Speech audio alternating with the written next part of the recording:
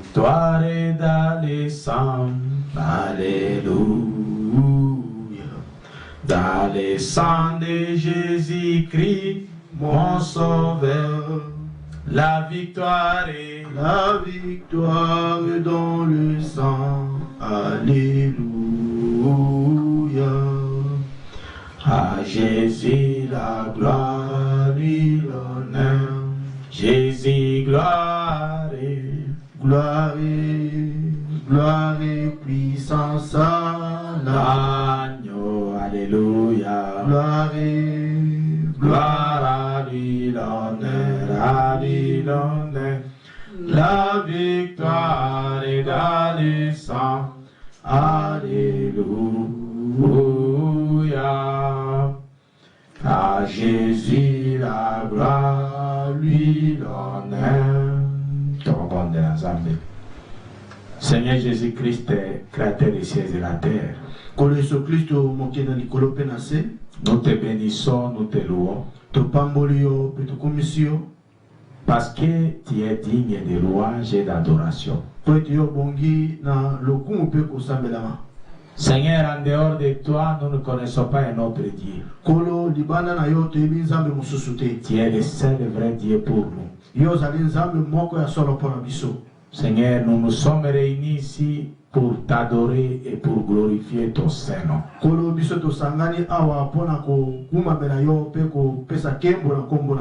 Nous te prions que ta présence puisse descendre ici au milieu de nous. Toute puissance démoniaque et des ténèbres qui ne confesse pas ton nom,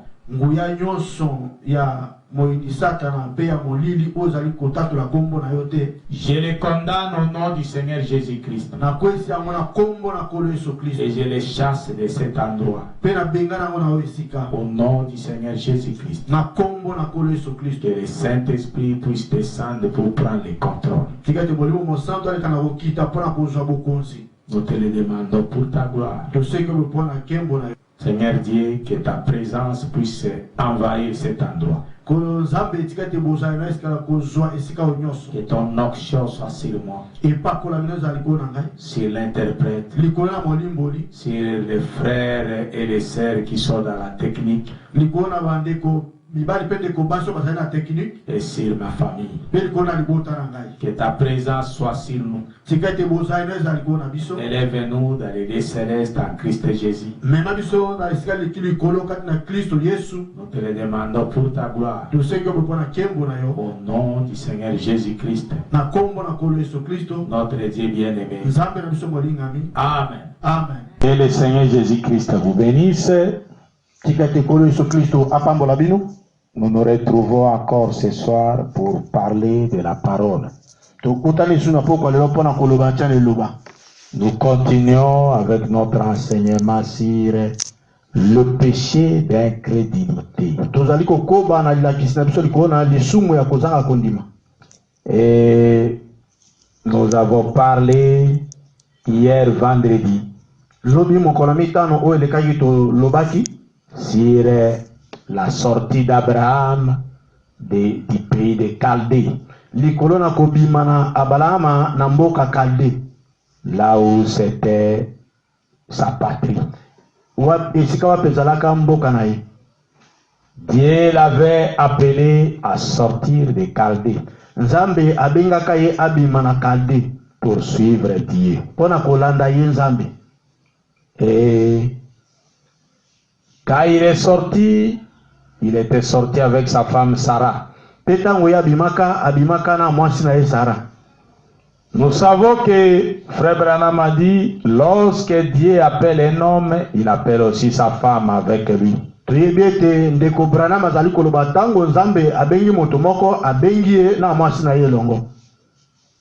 L'appel d'Abraham, c'était normal que sa femme Sarah puisse être avec lui.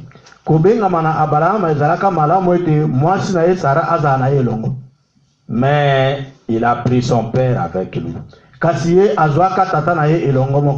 Son père n'a jamais été appelé par Dieu. Il a pris son neveu Lot avec lui. Son neveu n'a jamais été appelé par Dieu. Mais c'est Abraham et Abraham seul qui a été appelé par Dieu. Et nous allons lire ça dans Genèse chapitre 13. D'abord Genèse chapitre 12. Verset 1 à 4. Même jusqu'au verset 5. L'Éternel dit à Abraham, Yahweh alubaki na Abraham, va-t'en de ton pays, de ta patrie et de la maison de ton père. Bima na mboka na yo, na ekolo na yo, pe na ndako na tata na yo. Dans le pays que je te montrerai. Kende na mboka oyo na kotalisa yo. Je ferai de toi une grande nation. Na kosala na yo ekolo monene. Et je te bénirai. Pe na kopambola yo. Je rendrai ton nom grand. Na koyesa kombo na yo monene. Et tu seras une source de bénédiction. Je bénirai ceux qui te béniront. Et je maudirai ceux qui te maudiront. Et toutes les familles de la terre seront bénies à toi. Abraham a parti comme l'Éternel lui avait dit. Abraham akendaki lokola Yahweh alobaki na ye. Et Lot est parti avec lui. Pe Lota akendaka elongo moko na ye. Abraham était âgé de 75 ans. Abraham azalaka na mibu tuku sambo na mitano. Lorsqu'il sortit de Charan. Tango ya bimaka na mboka Charan. Abraham prit Sarai sa femme et Lot fils de son frère. Abraham azwaka Sarai mwasi na ye pe Lota mwana na ndeko na ye mobali. Avec tous les biens qu'il possédait et les serviteurs qu'ils avaient acquis à Charan. Na biloko nyonso o azalaka nango na ba biloko nyonso o azalaka nango biloko bazalaka na ba biloko nyonso o bazalaka nango pe na basali o nyonso bazwaka bango na mboka Charan. Ils partirent pour aller dans le pays de Canaan. Bakendaka pona kokene na mboka Kanana. Et ils arrivèrent au pays de Canaan. Pe bakomaka na mboka Kanana. Voilà. Nous lisons dans Genèse chapitre 13 verset 14. Tukutanga na buku na ebandeli mokapo ya 13 nzela moke ya 14.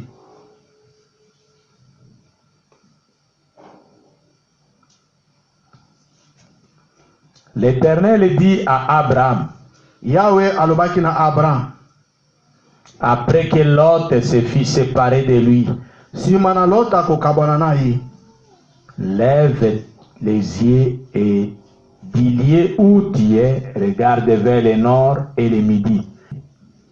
Tombola miso na yo, pe uto esika oyo, ozali, tala kuna na nord, pe tala kuna na ngele, vers l'Orient et l'Occident. Car tout le pays que tu vois, je le donnerai à toi et à ta postérité pour toujours.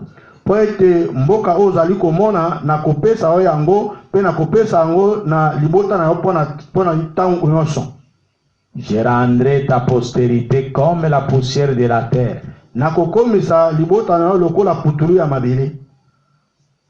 En sorte que si quelqu'un peut compter la poussière de la terre,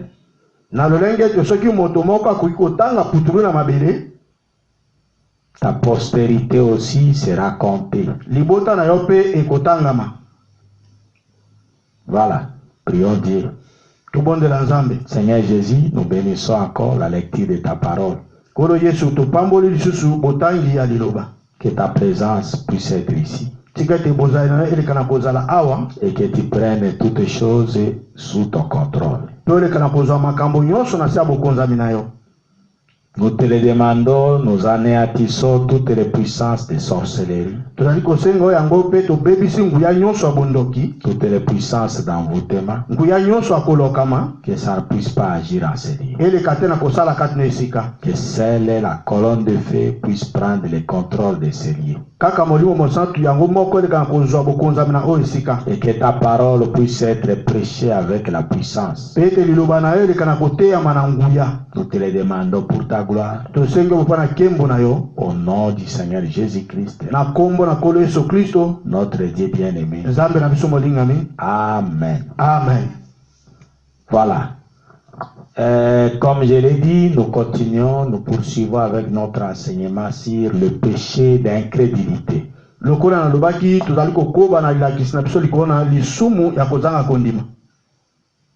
sommes toujours sur la sortie d'Abraham de son pays pour aller à Canaan.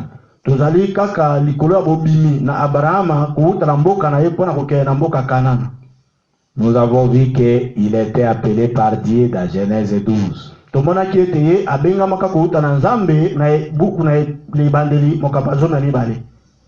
Et cela représentait la justification par la foi. Dans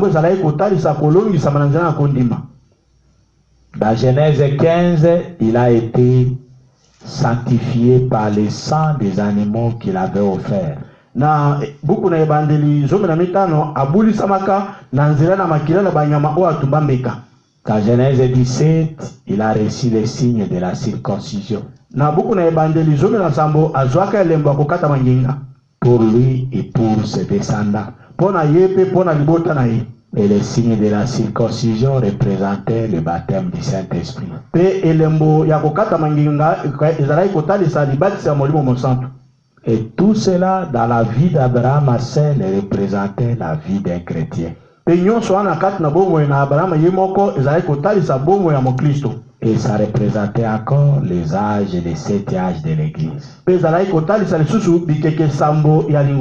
Parce que quand il a été appelé dans Genèse 12, ça représentait la justification par la foi.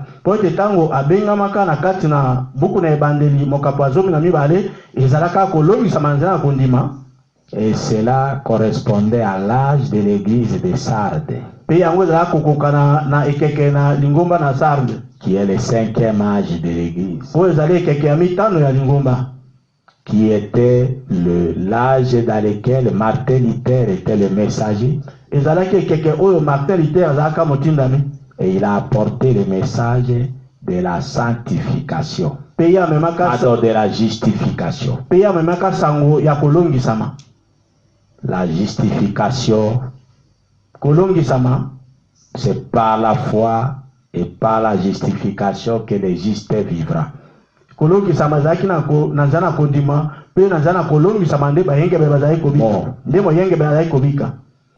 Et dans Genèse 15, quand Abraham a coupé les animaux en 2 morceaux, et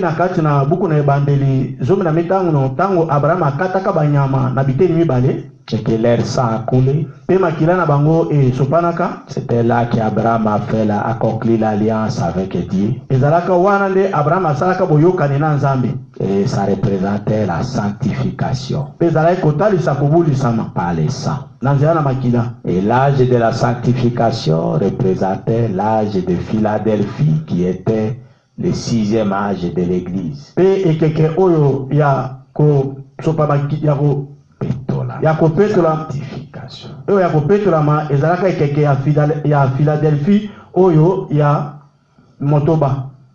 Dans lesquels John Wesley était le messager. Et arrivé dans Genèse 17, Abraham a reçu les signes de la circoncision,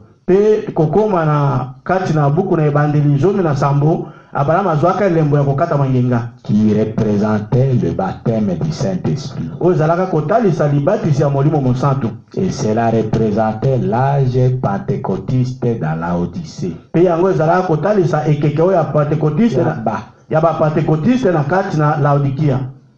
Parce que les pentecôtistes avaient le véritable Saint-Esprit. Le Saint-Esprit est descendu chez les Pentecôtistes en 1906 dans les jubilés d'Azusa. Molimo Mosantu akitaka kuna na mobu koto moko kama libwa na motoba kuna na kulamukawe ya Azusa. C'est à Californie, aux États-Unis. Ezali kuna na Californie kuna na Amerika. C'est là que le Saint-Esprit est descendu apportant un réveil chez les Pentecôtistes. Ezali kuna nde molimo Mosantu akitaka pona kumema bolamuki epana batu na Pentecôtiste. Cela représentait le baptême du Saint-Esprit par la restauration des dons. Yango zala kotalisa libatisa molimo Mosantu na kozongisa makabo. Et Frère Branham est né 3 ans après ça. Pende Branham botamaki mobu misato sima mibu misato sima na makambo wana. C'est-à-dire il est né en 1906. Inkoloba abotamaka na mobu koto moko kama libwana 1909 plutôt. Mobu koto moko kama libwana libwa. Alors que le jubilé d'Azusa était en 1906. Zokande jubilé oya Azusa ezalaka na mobu koto moko kama libwana motoba à Californie. Kuna na Californie. C'est pourquoi même Frère Branham qu'a Dieu devait l'utiliser pour apporter son message qui est le 7e message. Yango ata de Branham tango nzamba asengai ko salela ye pona komema sango na ye qui est le 7e message. O ezali sango oya sambo. Frère Branham devrait aller chez les Pentecôtistes pour recevoir le véritable Saint-Esprit. Ndeko Branham atinda makiko kende epana batona ba Pentecôtiste pona ko zwa molimo mosantu ya solo. Il raconte lui-même dans la prédication sans argent, sans prix. Azali kobeta lisolo ngo na kati na litea kozanga mbongo kozanga kosomba. Il dit que ce jour-là, il s'est retrouvé dans un groupe pentecôtiste qui était constitué de Noirs américains. Azali koloba ete mokolo wana akutana ka kati na etuluku ya bato ya Pentecôtiste oyo ezalaki kaka bato ya moyindo bato ya miyindo oyo ya ba-Amerika. Et il priait dans un hangar. Pe bazali kobonda na kati na epangba moko. Et quand Frère Branham s'est approché de ces messieurs-là, qui était un serviteur là-bas, le monsieur a regardé Frère Branham à droit aux yeux. Et il lui a posé la question. Messieurs, avez-vous reçu le Saint-Esprit depuis que vous avez crié? Frère Branham a dit cette question l'avait troublé. Il n'avait pas une réponse facile à donner. Parce qu'il n'avait pas encore l'expérience du baptême du Saint-Esprit. C'est alors que ce messieurs-là l'a conduit au baptême du Saint-Esprit. Et Frère Branham s'est retrouvé par terre en train de rouler.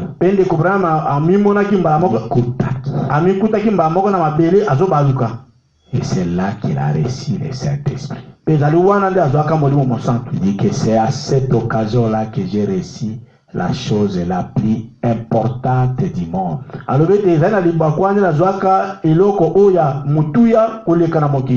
Et j'ai rencontré ce gros diamant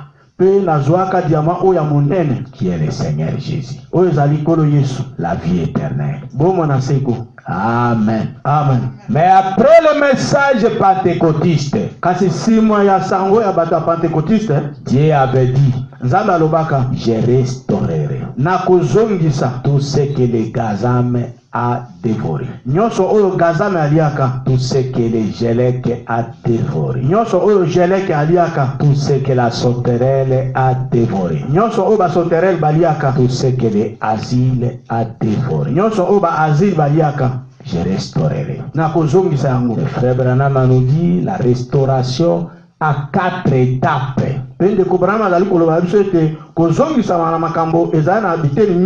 La première étape de la restauration, c'est la justification par la foi. C'est-à-dire Dieu cherche à restaurer cette même plante de blé qui était allée à terre. Et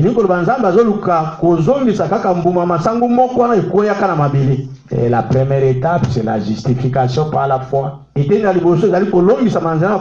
Nous avons vu avec vous que c'était quoi? C'était la tige du maïs qui sortait.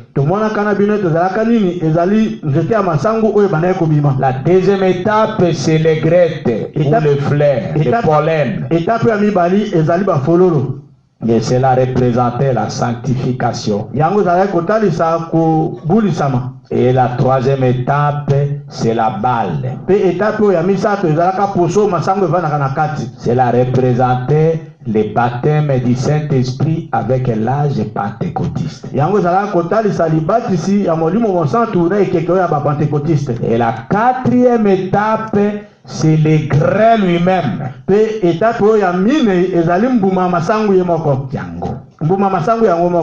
Et cela représente le Saint-Esprit lui-même. C'est comme ça que Frère Branham appelle ça. Le Saint-Esprit lui-même, qui est revenu dans sa plénitude dans ces derniers âges, avec ce message du temps de la fête. C'est ça la différence entre nous dans ce message et le mouvement pentecôtiste. Dans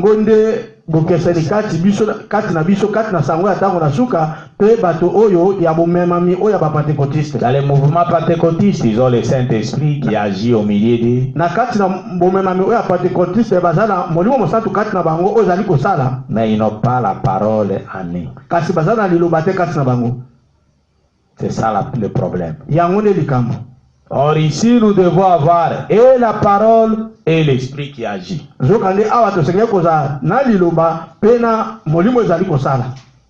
Et c'est ça l'âge dans lequel nous vivons.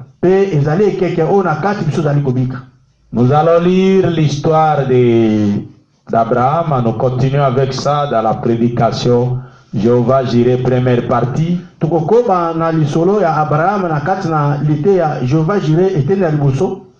Prêché le 2 avril 1964.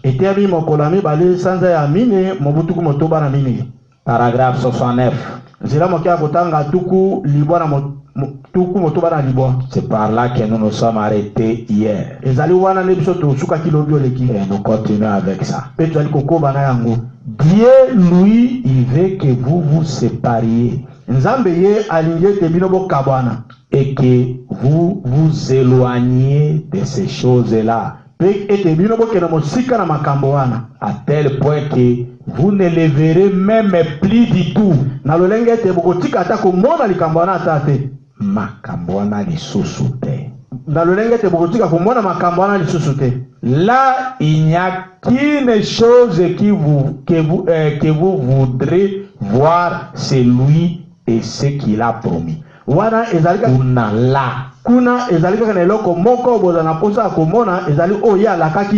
C'est lui et ce qu'il a promis. 70. Mais Madame Lot, elle, ça lui plaisait bien d'être à Sodome, là où les gens étaient modernistes.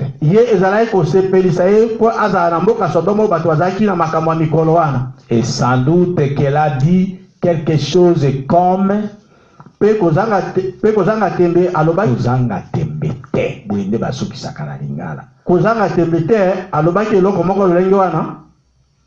mon chéri, j'arrive de là-bas,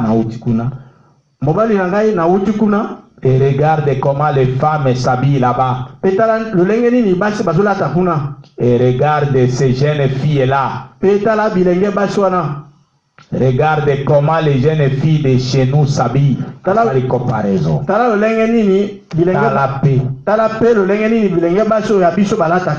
Alors, tu ne trouves pas que celles-là sont plus modernes? Balati kitoko koleka biso. Oh là là, si on ne s'est pas retrouvé encore dans une autre Sodome,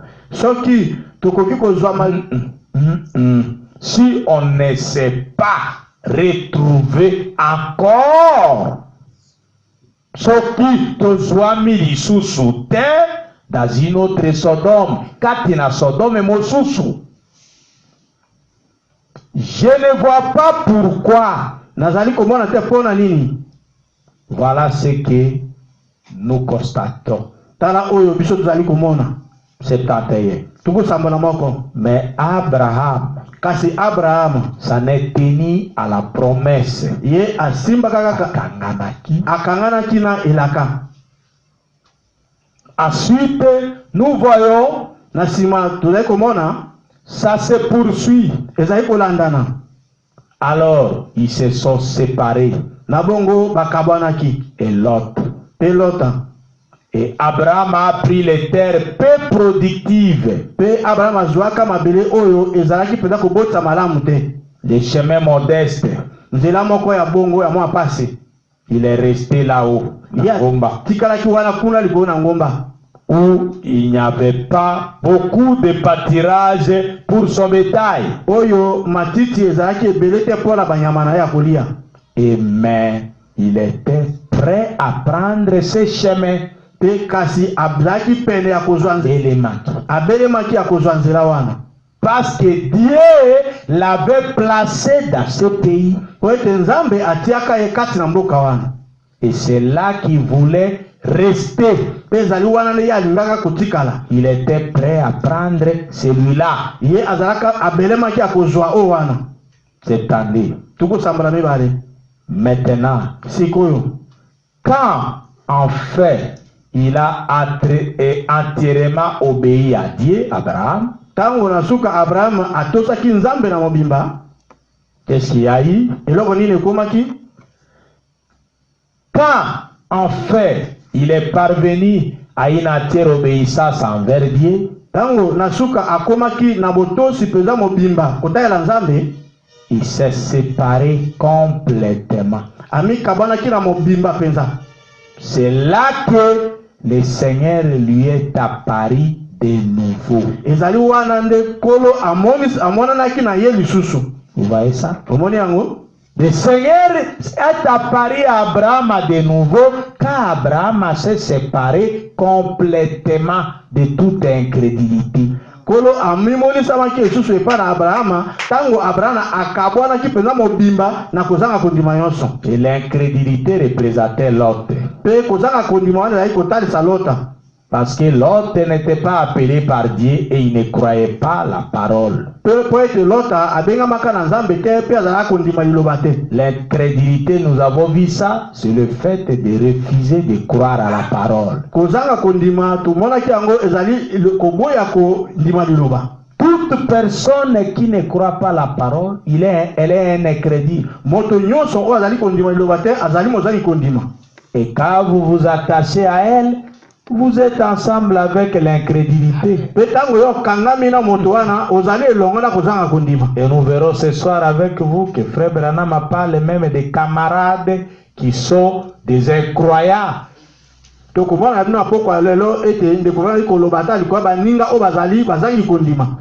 a dit, un chrétien doit se séparer des camarades incroyants. Comment vos amis sont toujours des fumeurs, des chavres, des ivrognes, des gens qui ne croient pas, mais c'est avec eux que vous êtes à l'aise, vous, un chrétien.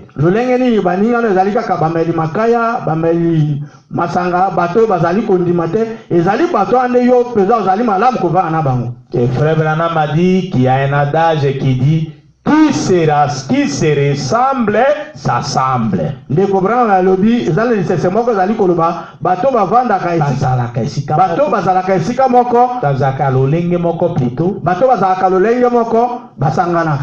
Qui se ressemble, s'assemble.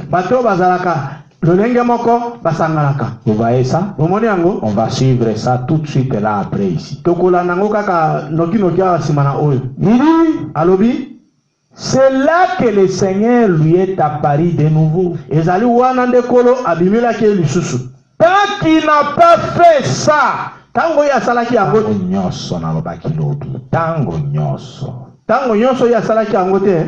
le Seigneur est resté éloigné d'Abraham. Mais quand il a entièrement obéi, kasi tango atosaki pena mobimba alors Lot, na tango wana lota asisi maloba te Dieu lui est apparu. nzambe amonanaki na ye Il a dit, alobaki Abraham lève les yeux, tombola miso regarde vers l'est, tala kuna na ebimio na tango regarde vers l'ouest, tala na elaelo na tango regarde vers le nord, tala kuna na nord regarde vers le sud. tala kuna na ngele Tout cela t'appartient. nyonso wana ezali ya yo. Ça c'est Genèse 13, 14. Wana ezali bobimi zomi na misato zomi na mine. Vous voyez ça? Bomoni yango Jusqu'à 17. kino zomi na sambo. Et il dit, Pe alobi, le frère Branham a dit, Amen. ndeko Branham alobi amen. Voilà, Tala j'aime ça. nalingaka yango 73. kamami tuku sambo na misato.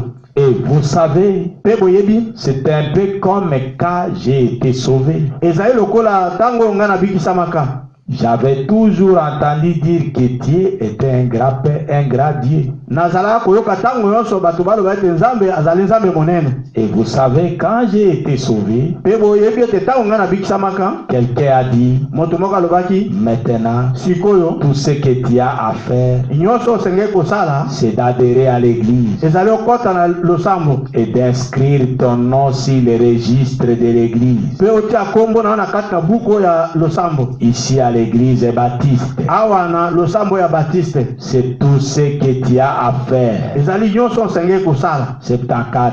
tuku sambo na mine. Mais, Kasi vous savez, boyebi un jour, mokolo moko j'ai vu que j'étais héritier de quelque chose. namonaka ete nazalaka mosango libula ya eloko moko. Alors, j'ai voulu examiner tout ça. Pe nalingaka koyekola makambo nyonso wana na engai koyekola eloko wana malamu pour voir ce que j'avais. mpona komona eloko nini nazalaka na yango. Vous savez, Boyebi moi je suis fait comme ça. ngai nasalemi lolenge wana, C'est-à-dire, j'aime vérifier les choses. elingi koloba nalingaka zona koyekola makambo. C'est comme une grande galerie marchande, magasin monnaie, Ezali lokola magasin monene dont vous êtes les propriétaires. oyo yo nde ozali kolo na yango. Et tout ce qui s'y trouve vous appartient. Pe biloko nyonso ezali na kati na magasin wana ezali ya yo. C'est à 5. Tuku sambo na mitano. Vous ne savez pas ce qui vous appartient Yo yebi te eloko nini oyo ezali ya yo. jusqu'à ce que vous vous mettiez à parcourir la Bible. Kino na tango yo kovanda bani kolukaluka ngo kati na Biblia. Vous voyez ça? Omoni yango Pour y découvrir les promesses. po olekana kozwa komona bilaka. Pour y découvrir les promesses. Pona olekana komona bilaka. Amen. Amen. Ils vous en tiendront éloignés bateau. Bato bakosimba yo mosika. Bato bakomema yo mosika na yango. S'ils peuvent, Soki bazala makoki. mais elles sont à vous. Kasi biloko wana ezali ya yo. Chaque promesse est pour Abraham et pour sa postérité après lui. Elaka moko ezali pona Abraham pe pona libota na esima na ye. Amen. Amen. Chaque promesse divine contenue dans la parole appartient à Abraham et à sa postérité. Nous devenons cette postérité quand nous entrons en Christ. Biso zali kokoma libota wana tango tokwatu kati na Kristo. C'est ça l'idée qui est ici. Yango nde likanisi ezali awa. Donc, il dit, Alobi chaque promesse divine contenue dans la parole appartient à Abraham et à sa postérité. elaka moko ya molimo ezami kati na Biblia ezali ya Abrahama pe na libota na ye. Et si vous lisez ce que je suis en train de lire là, vous verrez que la voix de Dieu qui a traduit ça en français a mis cette P, ce P là de postérité à majuscule. Grappé. Soki botangi yango bokomona ete bato na la voix de Dieu basalaki ndimbola awa batie pe wana ya munene. C'est-à-dire ça se rapporte à Dieu. Ezali koloba pe wana ezali koloba ya Nzambe. C'est comme Dieu. Ezali lokola Gradé. lokola Nzambe bakomanaka yango na Dieu ya munene. C'est sa postérité, c'est Christ. Yango na libota na ezali Kristo. Vous voyez ça? Bomoni yango. Et frère Branham continue. Pende kubrana ezali kokoba. Et vous en êtes héritier. Pe yo pe ozali mosango libula wana. Na yango. Ozali mosango libula na yango. un héritier. Mosango libula moko. Oh là là. Oh là là. J'aime examiner tout ça pour voir ce que j'ai. Nalingaka ko yekola makambo nyonso pona yeba onga na zana yango. Si quelqu'un me donne quelque chose, Ce qui moto moko apesi eloko moko, j'aime examiner ça. na kolinga ko yekola yango. Kotala tala. Na kolinga ko tala tala yango. Et j'aime parcourir la Bible pour voir ce qui m'appartient. Pe nalingaka ko luka luka kati na Biblia pona komona o ezali yangai. C'est ce que devrait faire chaque descendant d'Abraham. Se yango nde esengeli kosala moko moko ya mokitani ya Abraham. Une fois que vous êtes né de nouveau, Mbala moko yo tango. tango yo obotami mbala mibale. Une fois, ça signifie aussi tango. Une fois que vous êtes né de nouveau, Tango yo obotami mbala mibale. rempli de l'Esprit de Dieu, Otondisami na molimo na Nzambe. et que le Saint-Esprit est sur vous, Pete molimo mosantu ezali likolo na yo. vous êtes héritier de chacune de ses promesses. Ozali mosango libula ya moko na moko ya elaka wana. C'est 76. Tukusambola motoba. Vous savez, Boyebi c'est comme je disais, ezali lokola bandai koloba. une grande galerie marchande. Magasin moko ya monene. Oyo toni na biloko. En effet, Na bongo nous entrons dans cette galerie marchande par le baptême. tokotaka na kati na magasin monene otoni biloko na nzala libatisa. Nous sommes tous baptisés dans un seul esprit Biso nyonso tobatisami na kati na molimo moko. pour former un seul corps. Mpona kosala nzoto moko. Et ce corps, c'est Christ. Pe nzoto yango ezali Kristo. Qui est, écoutez frère Branham, je reprends, et ce corps, c'est Christ. Pe nzoto yango ezali Kristo. Qui est la postérité royale d'Abraham. Oyo azali mokitani ya bokonzi ya Abraham. Vous voyez pourquoi je vous ai corrigé? Amen. C'est une seule postérité, Christ. Ezali kaka libota moko Kristo. Mokitiko, mokitani moko. Ezali mokitani moko Kristo. Et nous sommes héritiers de tout ce qui est contenu. Pe grec, ou zakatina. Pe biso tozali basango libula na oyo nyonso ezami kati na yango. Amen. Amen. Tout ce qui était en Dieu, Nyonso ezalaki kati na Nzambe. Dieu l'a déversé en Christ. Nzambe asopaki yango kati na Kristo. Tout ce qui était en Christ, Nyonso ezali kati na Kristo. il l'a déversé dans le croyant au singulier. Kristo asopi yango kati na mondimi. Vous suivez ça? Bolandi yango? Tout ce qui était en Christ. Nyonso ezali kati na Kristo. Si vous avez le Saint-Esprit, Soki ozali na molimo mosantu. le Saint-Esprit c'est l'Esprit de Christ. Molimo mosantu ezali molimo na Kristo. Christ l'a déversé en toi. Kristo asopi yango kati na yo. Voilà pourquoi je veux que chacun de nous fasse une expérience personnelle avec Dieu. Tala tina na ndete moko na biso asala bikela na Nzambe. Pas dire notre église. Te koloba losambo na biso. Là vous vous camouflez un peu dans la masse. Wana yo zobatama kati na bato ebele. Mais il faut dire mon église. Esengeli oloba losambo na ngai. Mon Dieu. Nzambe na ngai. Mes promesses. Bilaka na ngai. Vous voyez ça? Bomoni yango? Mes bénédictions. Mapangoli na ngai. C'est comme ça. Ezali lolenge Il wana. faut que la parole de Dieu devienne votre propriété. Esengeli iloba na Nzambe ekoma eloko na yo. Évitez cette phrase-là commune. Notre. Tika elobeli wana ya kotia bato ebele eloko na biso. Non. Te. Mettez-vous seul. Mitia yo moko. Pour nous les nations, Pona biso mabota. Dieu travaille avec des individus et non avec un groupe. Nzambe asalaka na moto kasi asalaka na etuku ya bato te. Vous suivez ça? Oye kolanda yango? Et le frère Branham continue. Pende kobrana na kokoba. Il dit, Alobi? où est-ce que j'étais là? 76 toujours.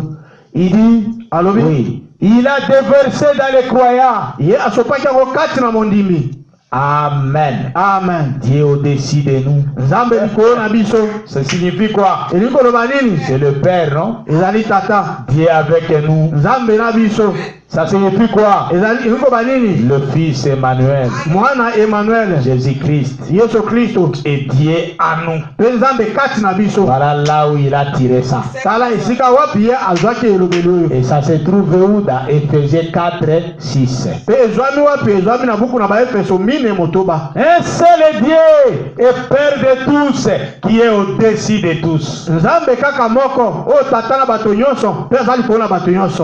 qui est parmi tous et qui est en tous. Vous voyez ça? C'est ce que Branham répète ici. Alléluia. Amen. Il dit ceci. Tout, chaque promesse contenue dans les livres est à vous.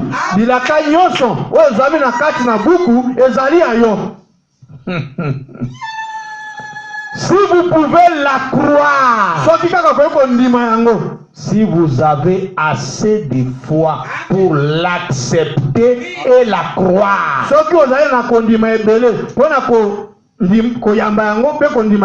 c'est assez. Vous savez, en explorant du regard,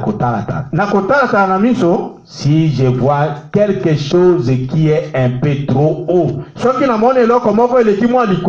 vous suivez ça? Suivez ce que Frère Branham a dit.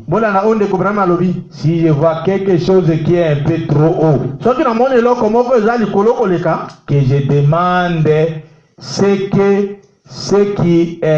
qu'il y a là-dessus, alors je prends une échelle, je la pousse d'ici de là, et je grimpe sans cesse jusqu'à ce que j'atteigne cela. C'est pareil pour une promesse contenue dans la Bible. Si quelque chose me semble un peu mystérieux,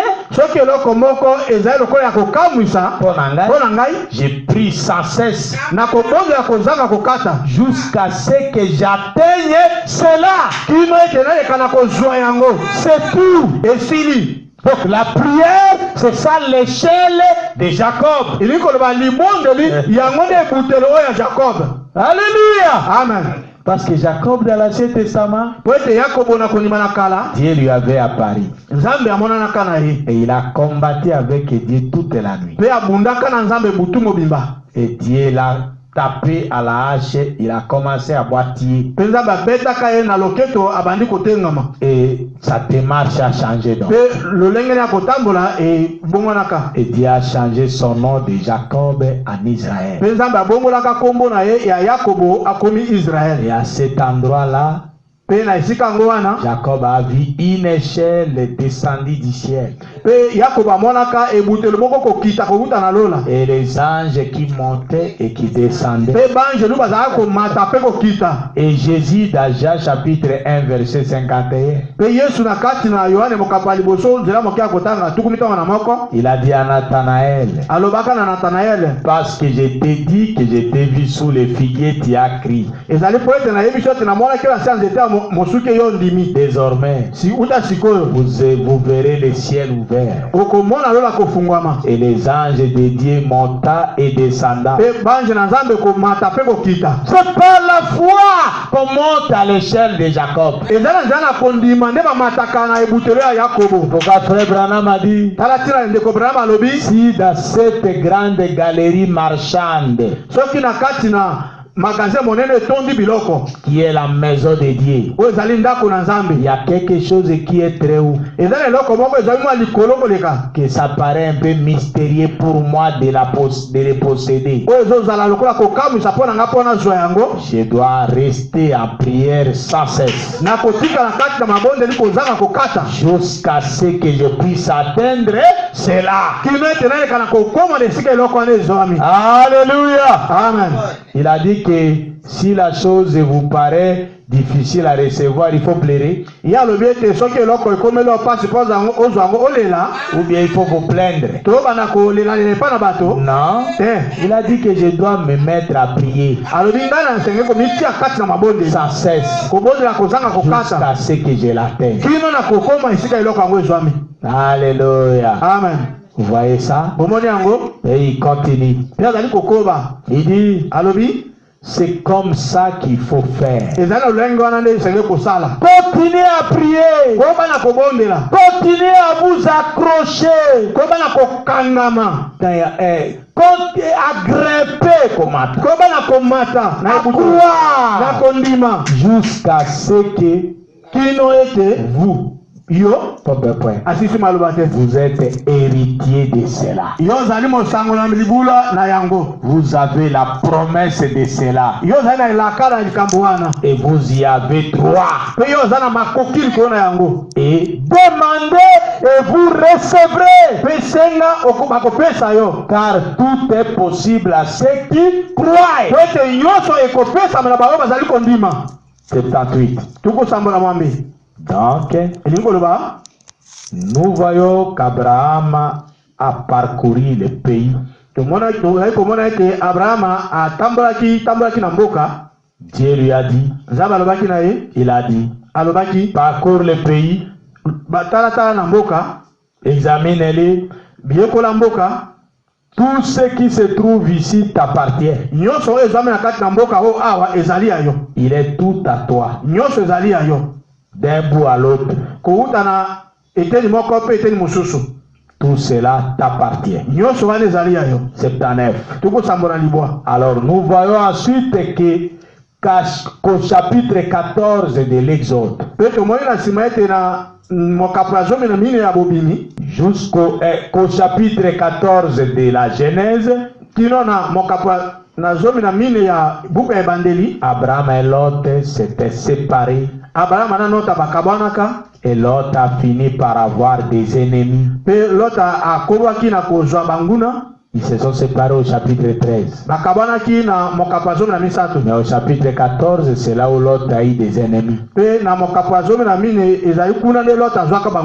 Des rois tout autour de Sodome qui sont allés combattre Lot. Mais Branham avait nous donné un enseignement là-dessus. Nous voyons que les rois qui s'étaient allés ont alors fait la guerre. Ils sont descendus là-bas et ils ont pris Sodome. Ils ont pris Gomorrhe. Ils ont enlevé tous les rois, des vaillants et des valets, et tout, et ils ont enlevé l'autre. Et seulement un petit nombre de personnes ont fui dans les montagnes. 80. À ce moment-là, un fouillard est venu l'annoncer à Abraham l'Hébreu.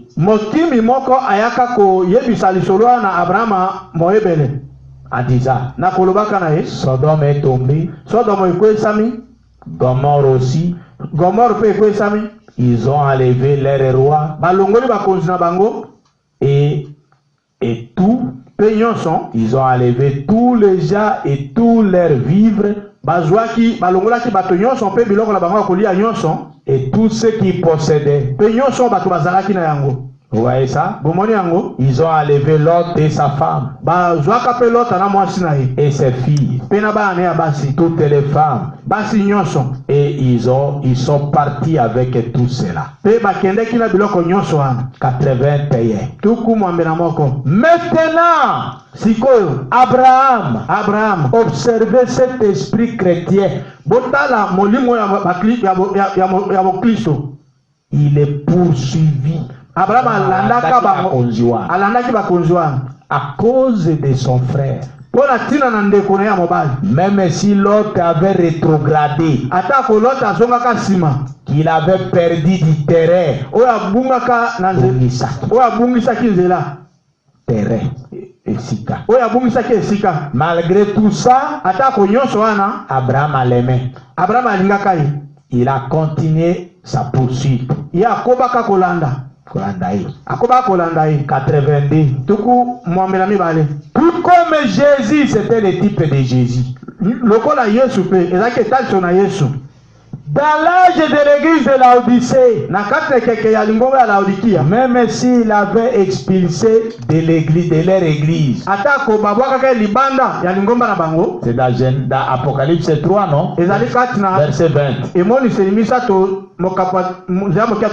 Voici, je me tiens à la porte et je frappe.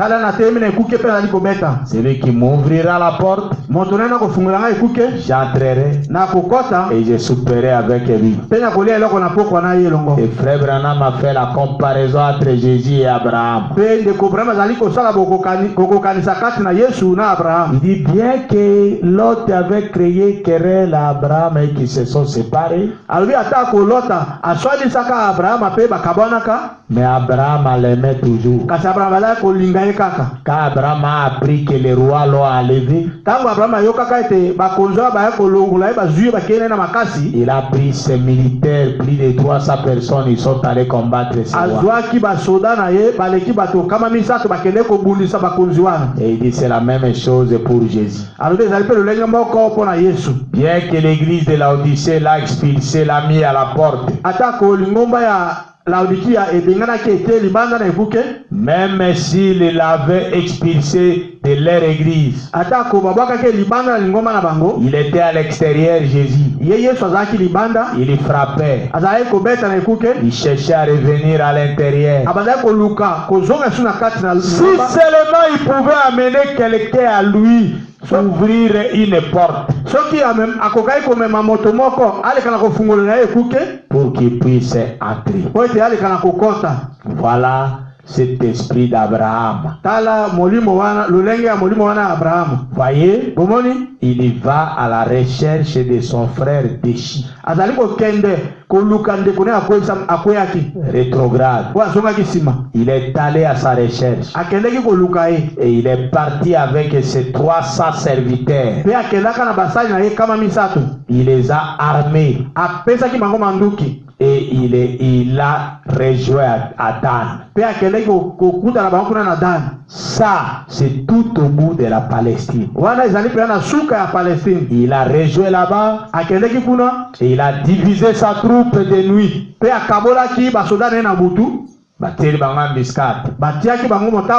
Et il a poursuivi et a défait les armées. Et il a vaincu les rois. Il les a tués. Et il a ramené tous ceux qui avaient été emportés.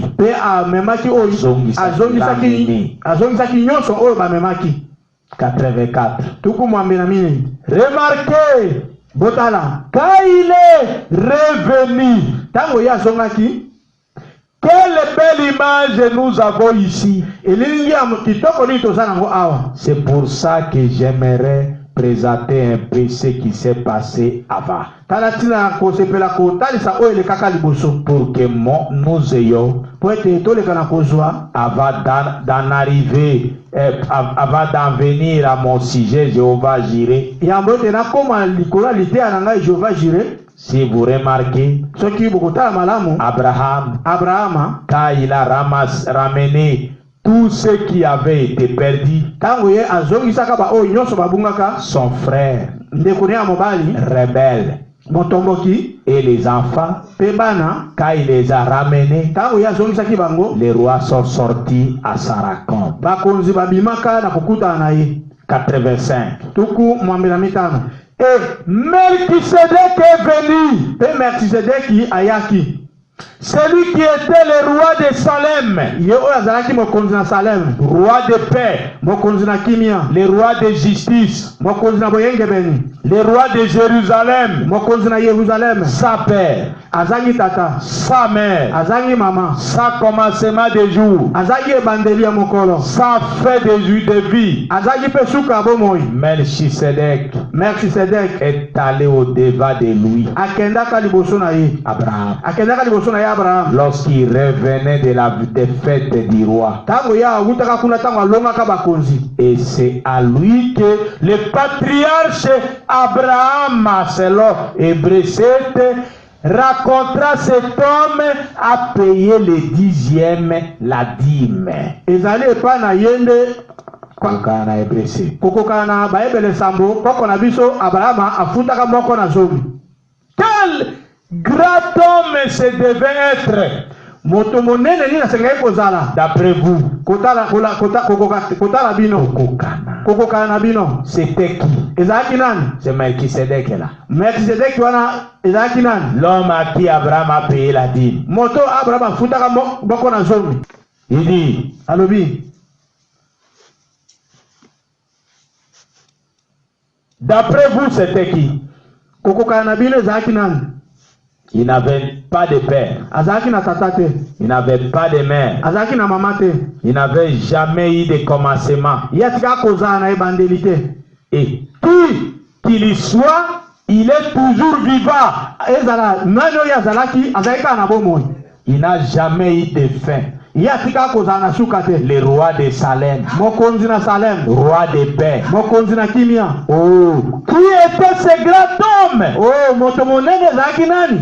86. Tuku mwambela motoba. Et remarquez Botala malamu. quel beau type nous trouvons ici. Etali selo kitoko niyo toye kozwa awa. Comme Abraham revenait de la bataille, de la conquête des rois. Lokola Abraham abalaki kozonga na etumba tango alongaki bakonzi. Et qu'il a rencontré Melchisedec. Pe akutanaka na Melchisedek. Lui a donné la dîme de tout. Apesaka ye moko na zomi na biloko nyonso. Mais Melchisedec lui avait donné le pain et le vin. Kasi Melchisedek ye apesaka ye lipa pe vinyo. Ce qui représentait la communion. Oyo ezalaki kotalisa boyokani. Que seul le vainqueur a le droit de prendre. Oyo kaka molongi nde azala makoki ya kozwa yango. Voilà pourquoi je n'ai pas encore organisé la communion dans notre église. Tala tina na wana bongisi elambo te na losambo na biso. Parce que pour être vainqueur, il faut avoir le Saint-Esprit. Kwete kwa oza molongi esengi oza na molimo mosantu. Beaucoup de gens sont encore charnels. Ebele na bato bazala na nzoto. On ne peut donner la communion qu'au vainqueur. Bakoko pesa elambo kaka epa na bato balo. Celui qui a vaincu le monde Moto alongi mokili. et la chair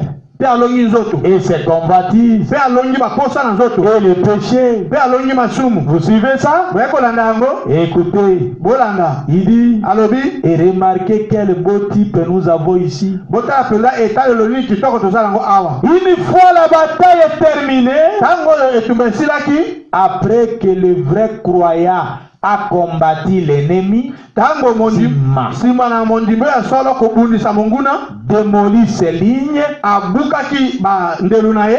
et essayé de rattraper son frère, Pe amekaki kozwa ndeko ya mobali. que la vraie postérité d'Abraham a ramené ses frères rebelles Pe mokitani ya solo Abraham azongisaki ndeko ya mobali oyo azalaki motomboki. Alors Melchisedec est venu Na bongo Melchisedeki ayaki. et il a servi le vin et le pain Pe ye apesaki vinyo pe na à lipa Abraham. na Abraham. La communion. Boyokani. Il a servi la communion. Ye asalaki boyokani. La communion là c'est Elambo. Ye asalaki elambo. Une fois la bataille est terminée, Tango etumba esili. il y a servi la communion après la bataille. Ye asalaki elambo. C'est ça qui est Elambo. Apesaki elambo na sima na etumba. 87. Tuku mwambe na sambo. Un très beau type Etali selomoko ya kitoko. du moment où la bataille sera terminée ici sur terre. Na tango oyo etumba ekosila awa na mokili. Vous voyez ça? Bomoni yango. Quand les victoires autour auront été rapportées, Tango elonga ekozwama. Jésus a dit Yesu alobaki. qu'ils en mangeraient à nouveau dans le royaume du Père. Ete bakolia lisusu na kati na bokonzi na tata. bakolia yango lisusu. Bakolia yango lisusu na kati ya bokonzi na tata. C'est Jésus qui avait dit ça. Ezali Yesu nda lobaki yango. Je ne boirai plus du fruit de cette vigne. Na komela lisusu te mbuma ya vigne oyo. Jusqu'à ce que je puisse le boire avec vous dans le royaume de mon Père. Kino ete na komela ngo longo na bino kuna na kati ya bokonzi tata na ngai. Vous voyez ça? Bomoni yango? Je crois que c'est trouvé dans Matthieu 26. Na kanisi ezwami na kati na Matayo 22 na motoba. Jésus parlait de la fête des noces. Yesu abandaka koloba na tina na fête ya libala. Et que quand nous serons à l'enlèvement au ciel, ete tango tokozala na koneto na makuna na lola, pendant les 3 ans et demi, na kati na mbula misato na ndambo, nous boirons le vin. Tokomela vinyo. Nous mangerons. Tokolia. Jésus avait promis ça. Yesu alakaki yango. Que je ne boirai plus jamais du fruit de cette vigne. Ete na komela lisusu te mbuma ya vinyo oyo. Jusqu'à ce que je m'assoie avec vous dans le royaume de mon Père. Kino kaka na vanda na bino kuna na kati na bokonzi tata na ngai. Vous voyez ça? Bomoni yango? Après que les rebelles et là, ceux qui auront combattu, pe wana ba oyo bakobunda, ceux qui auront combattu, ba oyo babundaki, et se seront assis et auront vaincu, pe bakovanda pe bakolonga.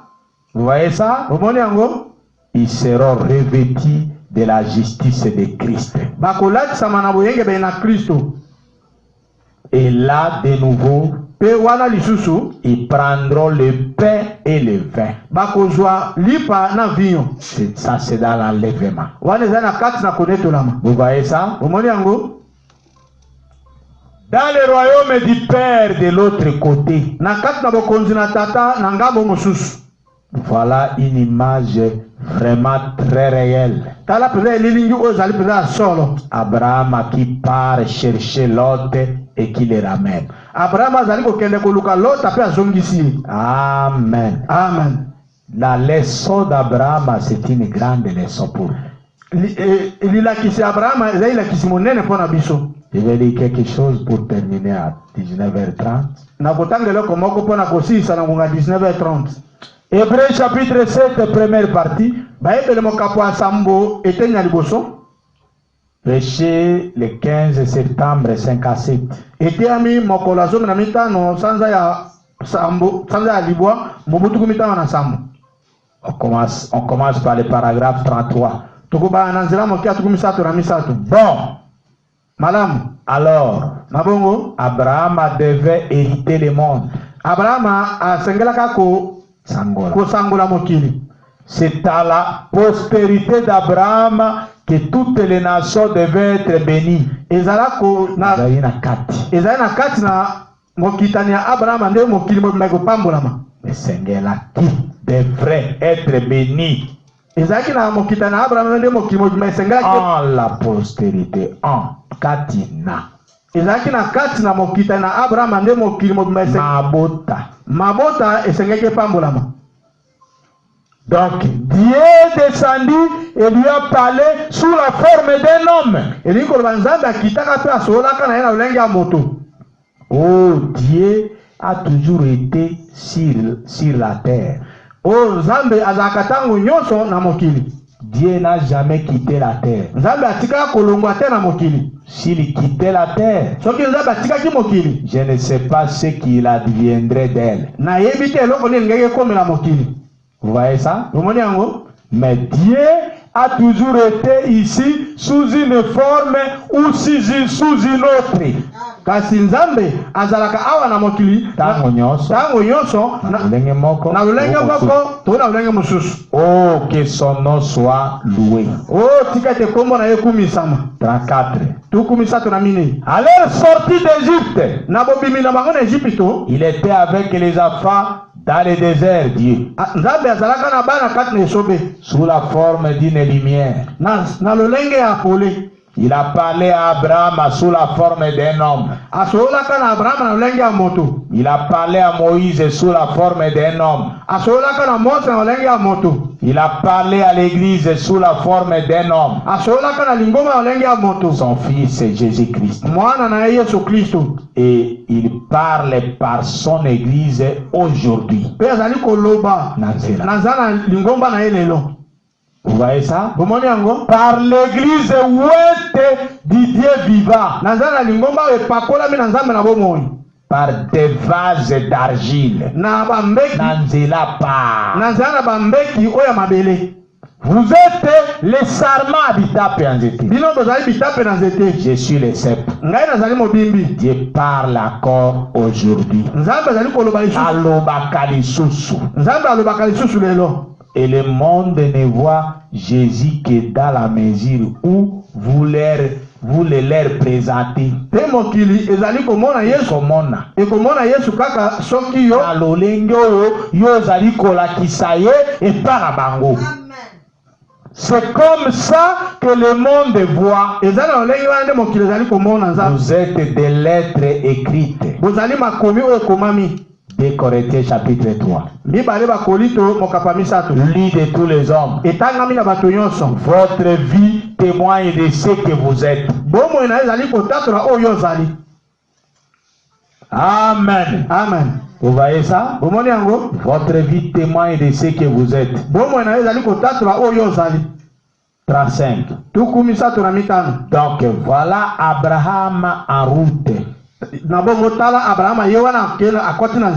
Revenant de là-bas, nous allons retourner lire à son sujet pendant quelques instants. Dans les livres de la Genèse. Je crois que c'est au chapitre 14 de la Genèse. Oh, quelle belle histoire on a ici. Maintenant, nous connaissons tous Abraham. Nous savons que Dieu l'a appelé hors de Chaldée et de la ville dure.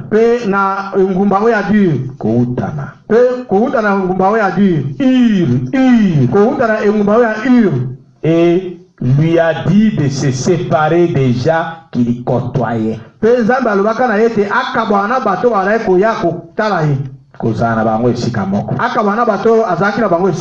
suivez ça?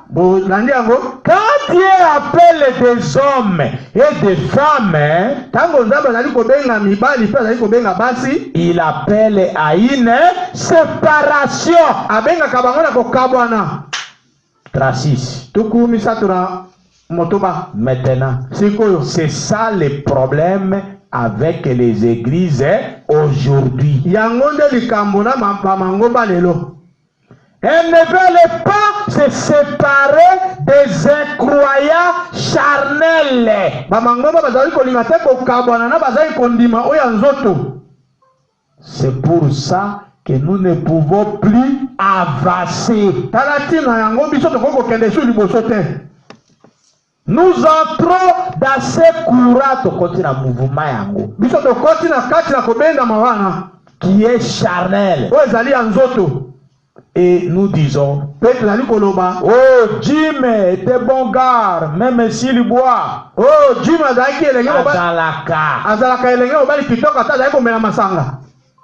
ata soka zobe na masanga wana itali eme aza camarade moko bien après sanga ba conseil kitoko. Conseil nini yo kozwa libanda ilo balazabe. Naza kokamwa. Mutaza momeni masanga moza ko se défendre ko ibisa mwana pona ino za na camarade momeni masanga. Oh non, après sanga ba conseil moko bien, vraiment za garçon moko très gentil. Na mona mabe moko pana ete. C'est ce que Branham a dit ici. C'est pour ça que nous ne pouvons plus avancer. Nous entrons dans ce courant. Tokoti na mouvement yango kozana baninga ya mokili. Tokoti na kati na mouvement na kozana baninga ya mokili. Vous voyez ça? qui est charnel. Ba oya bazali anzoto. Ce mouvement-là est charnel. Kobenda mato mouvement na zali anzoto. Nous disons, c'est ça notre argument. Yangone zali lolenge na biso kolongi sama. Oh, Jim était bon gars. Hein? Jim zali elenge obali kitoko. Même s'il boit. Atako zali komela masanga. Même s'il peut. Atako asisi malobate. Et je vais avec lui au billard. Billard, c'est un jeu. Mais je ne joue pas au billard. Ok, na match ya football na stade Tata Raphaël ou bien na Martyr. Obite na accompagné Amina Ngai Camille. Mais bon, na tika kapo na après na zela eto zonga eto sola nga pena makamana kipagite. Hein? C'est grave ça.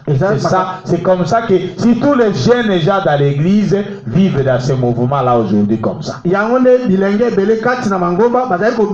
l'église, je n'ai pas dit Mangomba. Dans l'église.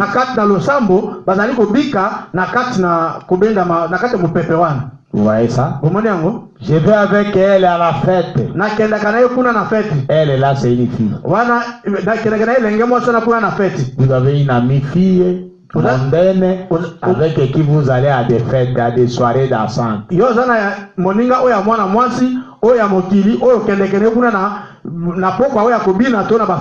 Frère Branham a dit, ils font des plaisanteries grossières et tout, mais pas moi. Bango basalaka biloko ya maseki basalaka maseki ya ko sekisa bato ya mabe basalaka bosoto grossière basalaka maseki ya bosoto kasingana salaka ngote. Vous voyez une jeune femme parmi vous, elle parle de bêtises même en rapport avec le sexe, tout ça devant les hommes comme ça avec toute légèreté. C'est comme c'est ce qu'on appelle plaisanterie grossière, des choses comme ça.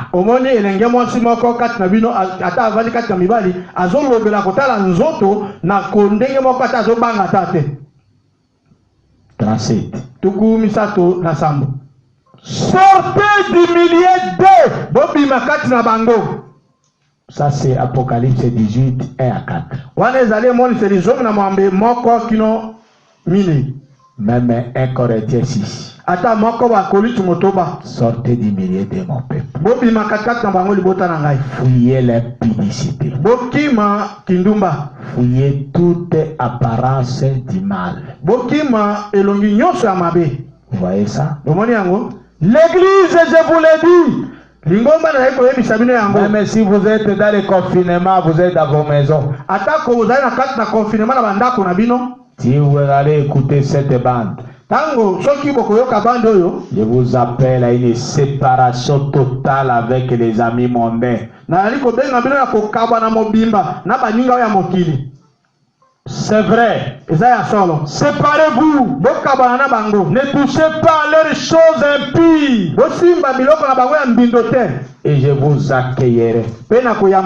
Dit le Seigneur. Ne vous mettez pas sous un joug avec les infidèles. Ça c'est 1 Corinthiens 6. Avec eux sous un joug étranger. Ne le faites surtout pas.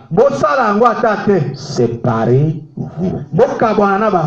Nous devons nous séparer de toute incrédulité, de toute apparence du mal. 38. Et Dieu a appelé Abraham à se séparer de toute sa parenté et à marcher avec lui. Frère, parfois, cela signifie quitter une église. Vous suivez ça? La séparation que Dieu a demandé à Abraham de se séparer avec l'autre.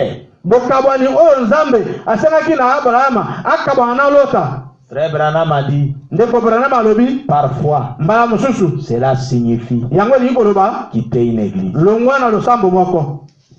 Quand une église ne prêche pas la parole de Dieu dans sa totalité, Dieu va vous dire, écoutez, tango losambo moko zali koteya liloba na nzambe na mobimba na yango te nzambe akoyebisa yo bima. c'est comme moi, pour commencer cette église, j'étais quelque part, Dieu m'a dit, quittez. Eza lokola ngai yambo te na banda losambo na zaka esika moko boye nzambe ayebisika longwa allez faire une autre église. kende kosala losambo mosusu.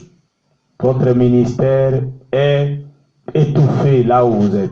Mosana na koteya ezali kozipama esika yo zwami. Je ne peux pas vous bénir en restant ici. Dieu m'a dit ça comme ça. nakokite kopambola tango yo tikali awa nzambe ayebisika yango boye. Et nous allons suivre ça avec vous. Pe tokolanda yango na elongo na bino. Frère Branham a dit, ndeko Branham alobi Dieu est venu bénir Abraham après sa séparation d'avec Lot, nzambe ayaka kopambola Abraham nsima na ye kokabwana na Lota, qui représentait l'incrédulité. oyo azali kotalisa kozanga kondima. Et frère Branham a dit, Pe ndeko Branham alobi frère, ndeko mobali, si vous ne faites pas ce que Dieu vous a dit de faire, soki yo osali te oyo nzambe ayebisi yo te osala, il sera impossible pour vous d'être béni. ekopesama nzela mpo na yo te toleka na Je kopambola. vais vous lire ça. Ce soir. nakotangela bino yango na poko ya lelo. Il faut que chacun de nous fasse attention à sa vie. esengeli moko na moko na biso akeba na bomoi na ye. Il faut que vous priez Dieu, lui demandez, Dieu, tu veux que moi je fasse quoi pour toi sur cette terre? esengeli yo obonzela nzambe yo tuna nzambe nzambe yo olingi ngai nasala nini na se na moi mpo na yo na se na moi oyo. Que Dieu vous révèle ça. nzambe alekaka komonisa yo yango.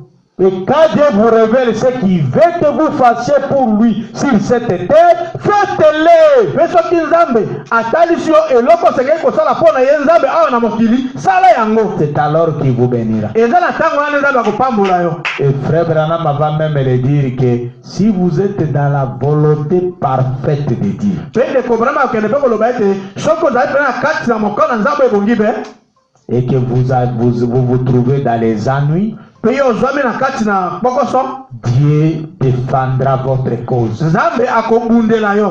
Mais si vous vous trouvez dans les ennuis, étant en dehors de la volonté de Dieu, kasi soki yo ozwami na kati na bokoso kozalaka libanda ya mokolo na nzambe, frère Branham a dit, ndeko Branham alobi la chose à faire, eloko akosala c'est d'abord de vous réconcilier avec Dieu. Et Rentrez là où vous avez laissé Dieu. ezali nano ya koyokana na nzambe zonga esika oyo otikaki nzambe. Arrangez la chose là où vous avez laissé Dieu. bongisa likambo esika oyo otikaki nzambe. C'est alors que Dieu vous bénira. na ntango wana nzambe akopambola yo. Sinon, il ne vous bénira pas. kozanga kosala bongo nzambe akopambola yo te. Les ennuis continueront.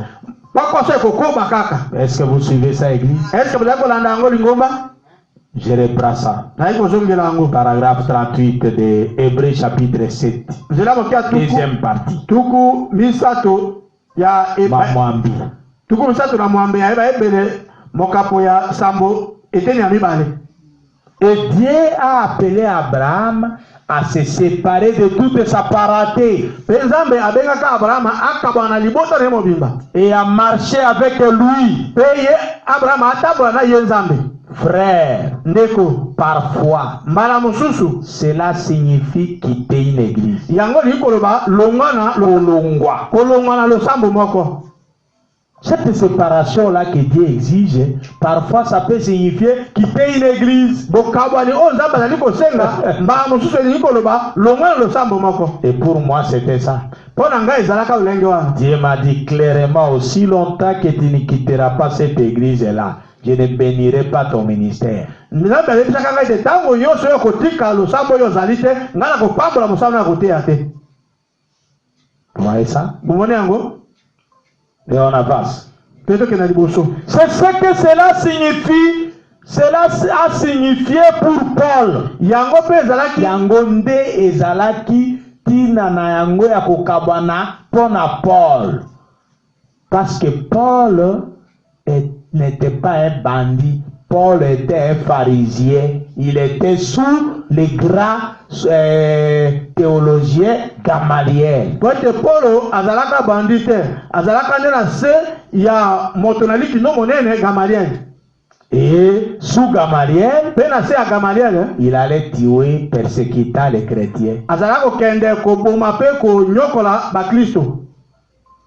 Mais Dieu l'a rencontré Kasi Nzambe akutanaka na ye sur le chemin de Damas, na nzela ya Damaseke, dans Acte 9. na kati na misala batoma libwa. Une lumière a resplendi devant lui la journée. Pole moko ebimaki liboso na moi. Et la voix est sortie de la lumière. Pe mongongo moko ebimaki na kati na pole wana. Saul! Saulu, Saul! Saulu, Pourquoi me persécutes-tu? pona nini ozali konyokola ngai? Lui, Saul, sachant que Jéhovah était une lumière. Ye Saulu na koyeba ete Yehova azalaka pole. Lui ne croyait pas à Jésus, mais il croyait à Jéhovah. Ye azalaka kondimela Yesu te, kasi ye azalaka kondimela Jehova. Et la lumière l'a ébloui, il est tombé par terre. Pe pole wana ebomaki miso pe akwaki na se. Et de la terre, il parlait. Pe na mabele abandaki koloba. Seigneur, Kono, qui est-il que je persécute? yo zali nani oyo nazali konyokola? La voix lui a répondu. Mongongo epesaki eyano. Je suis Jésus que tu persécutes. Nazali Yesu oyo zali konyokola. Il te sera dit Ekozala pasi makasi pasi pona yo. de regember contre les aiguillons. Yako konyata lisusu nzube ba mibale. Vous voyez ça? Omoni yango? Est-ce que tu peux m'aider de vivre? C'est alors que Saul a demandé encore, Seigneur, que veux-tu que je fasse? Na tango ande Saul ayaki kotuna lisusu. Kolo olingi na sala nini? Et le Seigneur lui a dit, Pe kolo alobaki na ye. va à Damas. Kende kuna na Damaseke. On te dira là-bas Bakoyebisa kuna ce que tu dois faire. oyo osengeli kosala. Et pendant qu'il arrivait à Damas, Na tango azali kokoma na Damaseke, le même Dieu qu'il a rencontré en chemin kaka Nzambe moko akutanaki naye na nzela, est allé se révéler à un prophète prédicateur, Ananias. akendeki komimonisa epai na mosakoli Ananias. Un prophète prédicateur. Na mosakoli moko moteyi Ananias. Il a donné une vision. Apesaki emoneli moko. Et Ananias a dit, Pe Ananias amonaki dans la vision, on lui a dit, va dans l'avenue qui s'appelle la droite. na kati na emoneli Ananias amonaki bayebisi ye kende na balabala babengi yango loboko ya mobali Chez un certain nommé Judas. epai ya moto moko babengi ye na kombo Judas. Tu trouveras là Saül de Tars. Okokuta kuna Saulu oyo ya Tars. Tu vas prier pour lui, Okobondela mpo na ye pour qu'il recouvre les yeux. po ete alekala komona lisusu.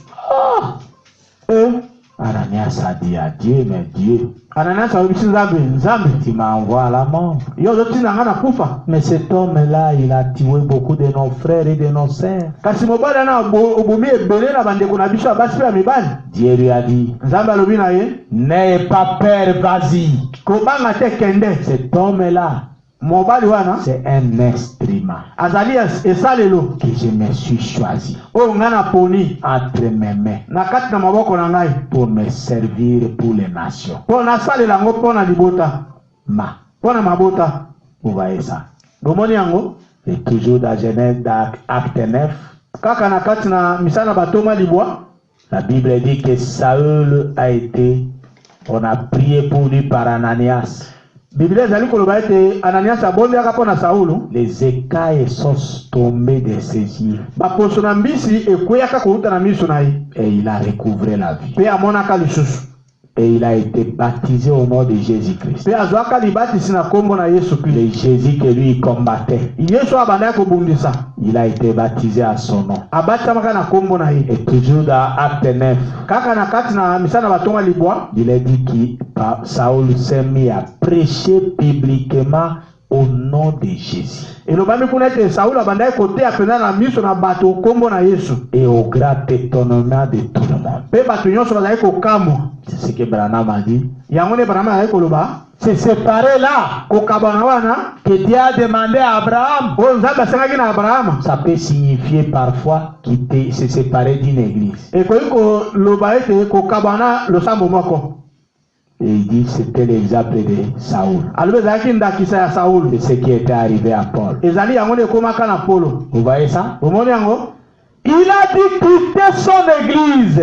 Polo atika kalo sambo na ye. C'est ce que cela a signifié pour beaucoup. Ezali yangonde ezali kola Se séparer a signifié quitter l'église pour beaucoup de gens. kokabwana pesaki lokola Elakisa kitina elakisa kitina ya kobima na losambo moko mpona bato ebele.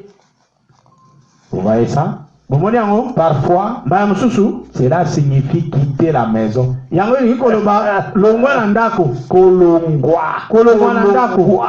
infinitif fait. yango elingi koloba kolongwa na ndako. Parfois quitter. mbaya mosusu elingi koloba kolongwa na ndako. Vous voyez ça? bomoni yango C'est séparé là. kokabwana wana Ça peut signifier quitter une église. elingi koloba ekoki koloba longwa na losambo. Longwa te kolongwa infinitif. kolongwa na losambo Moko. kolongwa na losambo moko. Ça peut signifier aussi quitter une maison. elingi mpe koloba kolongwa mpe na ndako moko. Vous voyez ça? bomoni yango Il dit, alobi parfois cela signifie quitter père et mère. Il donne les possibilités de se séparer, de séparation. Ça signifie quoi? Comme pour Abraham. azali kopesa makoki ya kokabwana elingi koloba nini lokola ya Abrahamu. Première possibilité, ça peut signifier quitter une église. makoki ya mibale ekoki koloba kolongwa na ndako moko. Troisième possibilité, makoki ya misato ça peut signifier quitter une mère et un père. elingi koloba kolongwa epai ya tata mpe na mama Et tout abandonner. mpe kotika nyonso. Je ne dis pas que c'est ce qui arrive chaque fois. nalobi te ete yango nde ekomaka ntango nyonso. Vous voyez le frère Branham? bomoni ndeko Branham Il est équilibré. azali mpenza kotelema na katikati. Mais parfois, c'est ce qui arrive. kasi mbala mosusu ezali yango nde ekomaka. Vous voyez, c'est séparé là. bomoni kokabwana wana. Et pour que Dieu nous bénisse, nous devons nous séparer de tout ce qui nous amène l'incrédulité. mpe po ete nzambe apambola biso tosengeli kokabwana nyonso ezali komemela biso kozanga kondima. Je crois vous avoir enseigné avant le confinement comment Frère Branham a montré avec les écritures de la Bible que une femme n'est pas obligée à obéir à son mari quand son mari lui défend d'aller à l'église ou de lire la Bible. nakanisi na teyaka bino yango yambo tokɔta na confinement ete ndeko Branham azali koloba mwasi moko akoki te kotosa mobali na ye ntango mobali na ye kopekisa ete kokende na losambo te Ou de lire la Bible, de ne pas lire la Bible. to kotanga bibilia te. Et Frère Branham a lu l'écriture qui dit je suis venu mettre l'inimitié. Mpe ndeko Branham atangi likolo ezali koloba na ye kotia kozanga boyokani. Je suis venu mettre l'épée na ye kotia mopanga entre le père et son fils. kati na tata mpe na mwana na ye ya mobali. Vous voyez ça? omoni yango? C'est-à-dire, si vous avez quelqu'un qui vous interdit d'être dans la foi, il faut vous séparer de lui. soki ozala moto moko azali kopekisa tozala kati na kondima esengeli okabwana na ye. La vie chrétienne est une vie difficile. bomo ya mokristo ezali bomo ya pasi. C'est pas facile. ezali pete te. Parfois, c'est ce père-là qui prend soin de vous. bamosusu ezali tata wana nde ali kobokola yo. Mais quand il est une pierre d'achoppement sur votre chemin pour ne pas vivre la parole, en tout cas, vous êtes obligé de prendre votre chemin. Mais vous le respectez comme votre père, mais vous lui dites, papa, en tout cas, moi je ne suis pas à l'aise dans votre maison, je dois prier mon Dieu, je vais rester chez moi. Tango tata wana azali libanga libaku pona yo koyebisi pona koya losambo yo koyebisi polele tata namoni ke tango ekoki na tiki wana no nakende pona koyoka eloba na nzambe nakei esika moko boye. C'est pas ce que je dis. Vous allez lui dire, vous allez le respecter comme votre père. Mais vous lui direz, comme vous êtes une pierre d'achoppement, un frère pour que je ne puisse pas vivre la parole. Moi je vous quitte. Je vais chercher un chez moi. Mais vous restez mon père. Je vais être chez moi pour être libre d'adorer mon Dieu. Que ça, c'est que la séparation signifie parfois. Yangode kokabana omba mswe ningaka. Signifie. Oe zalaka tina na yango. Vous voyez ça? Bomoni yango. Cela signifie que vous devez enlever tout ce qu'il y a entre vous et Dieu. Yango ni koloba osenge kolongola nyoso wezali kati na yo na Nzambe. Et marcher avec lui seul. Kotambola kaka na ye Nzambe ye moko. Vous voyez ça? Bomoni yango. Oh, cette douce communion bénie. Oh, boyokani oyo ya bopolo epambolami. Cette communion avec lui. Boyokani oyo na ye. Que vous avez quand vous vous séparez des choses du monde et des croyants charnels qui se moquent de vous et que vous marchez seul avec Christ. Vous suivez ça, Église? Être chrétien, ça signifie que vous devez parfois prendre des décisions dures.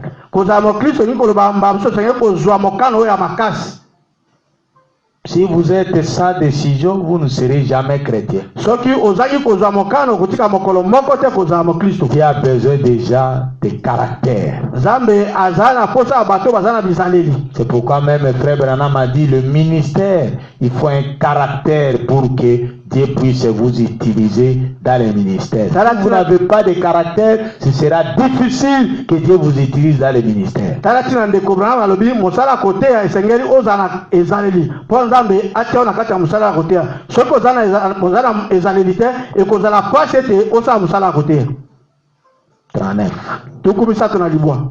Que de fois j'ai remercié Dieu. Il a dit, je vous donnerai des pères et des mères dans ce siècle présent. Nakopesa yo bino nakopesa bino batata pena ba mama na kati na keke oyo ya sikoyo. Jésus avait dit ça. Yesu alobaki yango. Je vous donnerai des pères et des mères. Nakopesa bino batata na ba mama. C'est quoi? Quand vous acceptez Jésus, vous voyez, il dit là-bas, je vous donnerai des pères, des mères, des maisons, des frères, des sœurs. Quand vous croyez à Jésus, Jésus va vous donner des vrais frères. Quand vous croyez à Jésus, Jésus va vous donner des vraies sœurs. Mais il faut qu'ils soient des vrais frères. Vous voyez ça? Il a dit, frère Branham a dit, que des fois j'ai remercié Dieu. Boni mbala mingi na kumi sanzambe na zomisela nzambe matondi. Il a dit, je vous donnerai des pères et des mères dans ce siècle présent. Je vous donnerai des amis et des camarades. Je ne vous les délaisserai point. Et je ne vous abandonnerai point. Même si le monde entier vous tournait les dos.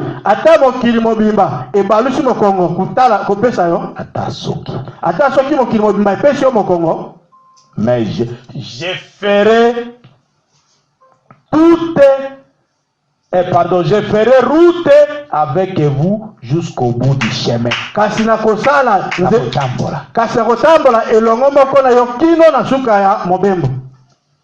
Vous voyez ça? Quelle consolation. Paragraphe 40. Quel privilège béni.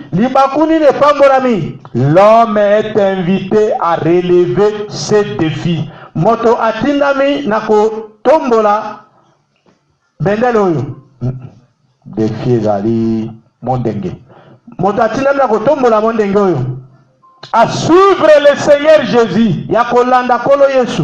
À se séparer de tous ses camarades charnels. Yakokabana baninga ne yoso ya nzoto. Pour suivre le Seigneur. Pona kolanda kolo. Si déjà semble ne pas se conduire correctement, soki bato bazokoka te kobika mpenza na sembo ndenge esengeli, kobika te ndenge esengeli, et ne pas bien se présenter comme chrétien, mpe bamitalisa mpenza malamu te lokola bakristo, mais qu'au contraire, ils aiment les choses charnelles, kasi na bongo bazali kolinga makambo ya nzoto. Le mieux est que vous cherchiez tout de suite un autre compagnon. Ya malamu ezali luka na lombango. Ya malamu ezali ete otika bango oluka na tango wana moninga mosusu. Amen. Est-ce que vous suivez ça? Est-ce que vous kolanda yango? Je parle aux jeunes déjà. Na ekolobela bilenge. Je trouve ça ici. Na zwango awa. Marc chapitre 10 verset Marc chapitre 10 verset 29 à 30. Malako mokapo ya zomi nzela mokia kotanga Commençons à 28 à 30. Nzela mokia kotanga tuku mibale ya mwambe kino tuku misato. Marc 10 28 à 30. Suivons ça. Malako zomi tuku mibale na mwambe kino tuku misato. Pierre s'est mis à lui dire, Petolo badaki koloba na ye, voici nous avons tout quitté et nous t'avons suivi. Tala biso totiki nyonso mpe tolandi yo. Jésus répondit, Yesu apesaki eyano, je vous le dis en vérité, nayebisi bino mpenza solo, il n'est personne qui ait quitté à cause de moi et à cause de la bonne nouvelle. ezali na moto moko te oyo alongwaki atiki mpo na ngai mpe atiki mpo na sango malamu, sa maison, ndako na ye, ou ses frères, to bandeko na ye, ou ses sœurs, to bandeko na ye basi, ou sa mère, to mama na ye, ou son père, to tata na ye, ou ses enfants, to bana na ye, ou ses terres, to mabele na ye, ne reçoivent au centuple. azwa yango te likolo na mokama. Mbala mokama. Azwa yango te mbala mokama. Présentement dans ce siècle-ci, kaka na kati na ekeke oyo, des maisons, bandako, des frères, bandeko ya mibali, des sœurs, bandeko ya basi, des mères, bamama, des enfants bana, et des terres, pe bamabele, avec des persécutions, pe na bamiyoko, et dans les siècles à venir la vie éternelle. pe na kati na ekeke ozali koya bomoi na seko. Vous voyez ça? Bomoni yango? Si vous avez quitté les choses du monde, soki otiki makambo na mokili, votre père, otiki tata na yo, votre mère, otiki mama na yo, votre sœur, otiki ndeko na mwasi, votre frère, otiki ndeko na mobali, parce qu'il est une pierre d'achoppement pour que tu ne croies pas la parole po ete azali libanga libaku po ete oleka na kondima liloba te, et que tu vas réellement croire à Jésus, pe yo ondimi mpenza ya solo Yesu, Jésus te donnera des frères, Yesu akopesa yo bandeko mibali, Jésus te donnera des pères, Yesu akopesa yo batata, Jésus te donnera des maisons. Yesu akopesa yo bandako. Vous voyez ça? Bomoni yango? Et je vais terminer azokende mpona kosilisa d'ici quelques 2 minutes à 3. na kati na baminiti mibale to misato. Il dit ceci, alobi boye, paragraphe 40. nzela moke ya tuku minei, Oui, c'est là où nous étions. ezali esika wapi tozwami. Il dit, Alobi, si des gens semblent ne pas se conduire correctement, soki bato, ça on a déjà dit, le mieux est que vous cherchiez tout de suite un autre compagnon. ya malamu ezali ete olukala lombangu moninga mosusu. C'est vrai. Ezali ya solo. Et si personne ne veut marcher avec vous, Soki moto moko alingi kotambola na yo elongo te, soki moto moko te, mondeko ça la transition ba verbe na ba phrase. Si personne soki moto moko te, soki moto moko te alingi kotambola na yo elongo, c'est le Seigneur Jésus béni, lui, il marchera avec vous. ezali kolo Yesu apambolami, ye akotambola na yo elongo. Vous voyez ça? Bomoni yango? Oh, nakendeke pa master wana, bosola kani na master wana. Nakendeke pa master wana, bosola kani. Les gens ne comprennent pas la vie chrétienne. Ils ont toujours des amis mondains. Ils parlent de quoi, on ne sait pas. Jésus marchera avec vous. 41. Dieu a dit à Abraham, sépare-toi. Et Abraham, tout humain qu'il était, il a pris avec lui son papa. Il a pris avec lui le fils de son frère, son neveu, tout accroché à lui. Et Dieu ne l'a jamais béni. Tant qu'il n'a pas fait ce que Dieu lui avait dit de faire.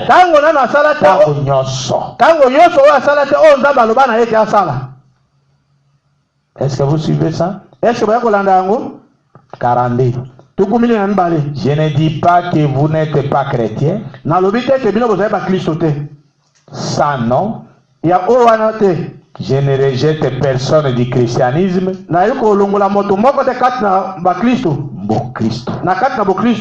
Mais je dirais ceci. Si Dieu vous a dit de faire quelque chose,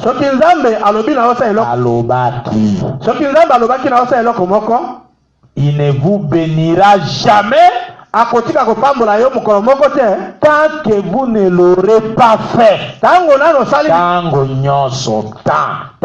nyonso oyo okosala yango te. Est-ce que ça entre? Dieu vous dit, moi je veux que vous fassiez ça. Vous vous dites, je ne fais pas. Vous ne serez pas bénis. Vous allez croupir dans la misère. Dieu ne vous bénira pas.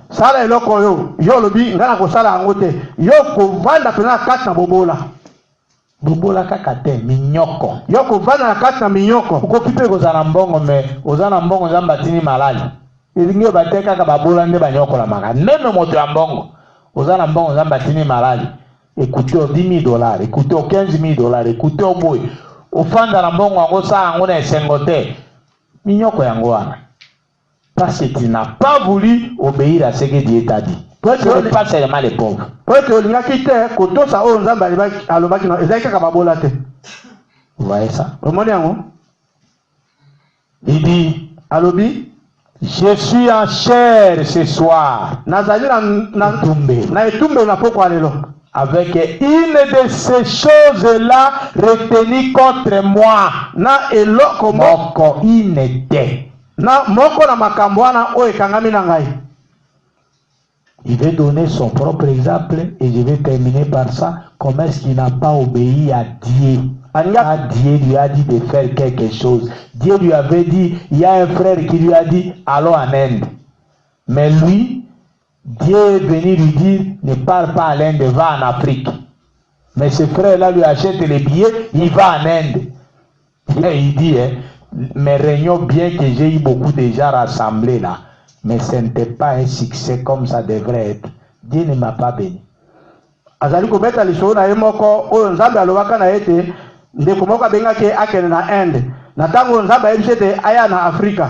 Ye alobi ko moto wana asombeli bie akeye kuna na Inde. Ata asalaki mayangani wana. Nzambe apambolaki ete pe ezalaki na succès te ndenge esengeli kozala na Afrika. Vous voyez ça? Bomoni yango? C'est ce qu'il dit ici que je suis en chair ce soir. Avec une de ces choses-là retenues contre moi. Au cours des 2 dernières années, mes réunions n'ont pas été ce qu'elles auraient dû être. C'est parce que j'ai manqué à mon devoir envers le Seigneur. Il m'avait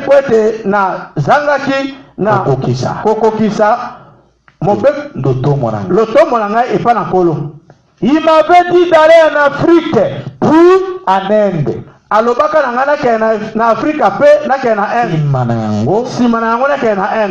Voici, c'est encore écrit ici même à la fin de ce livre.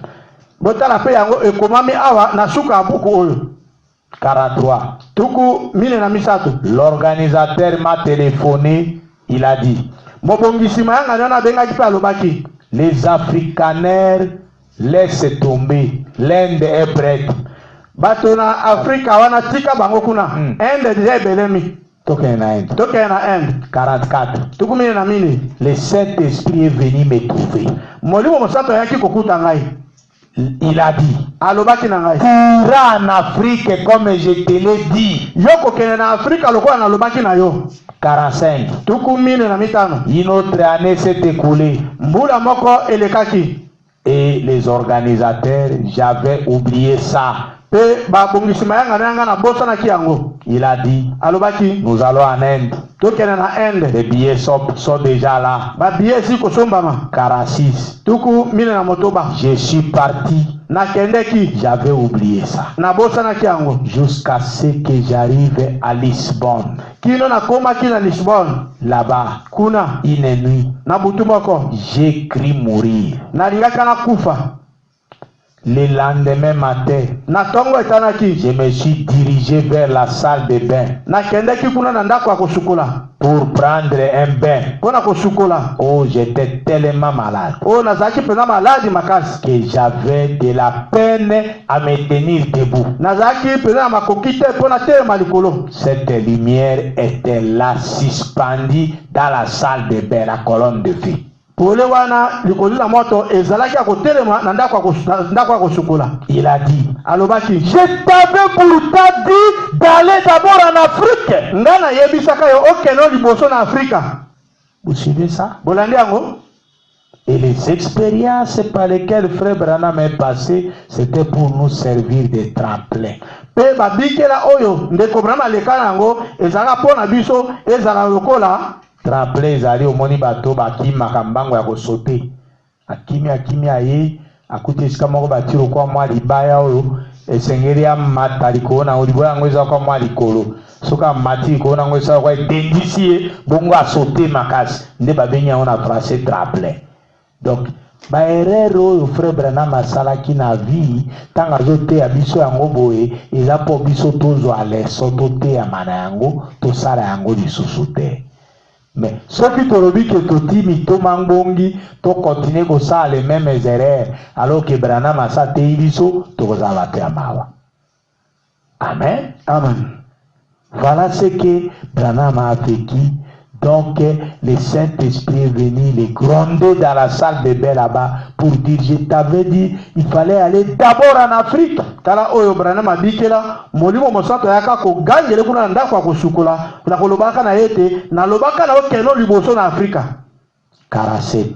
Tuku mine na sambo. Depuis ce moment-là, Vuto tango wana, petit à petit, muke, mes réunions ont perdu du terrain. mayanga ne na ngai ebungisi Succès. na yango. Bien que je sois allé en Inde, Atako na kendaka na Inde avec une assistance de près d'un demi-million de personnes. ata na mayanga ni ya bato milione Demi-million. katikati ya million, C'est-à-dire autour de 500 000. lokola kama koto mitano.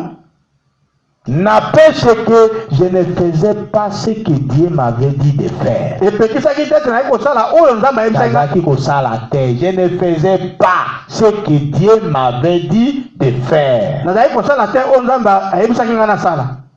Vous voyez ça? Bomoni yango.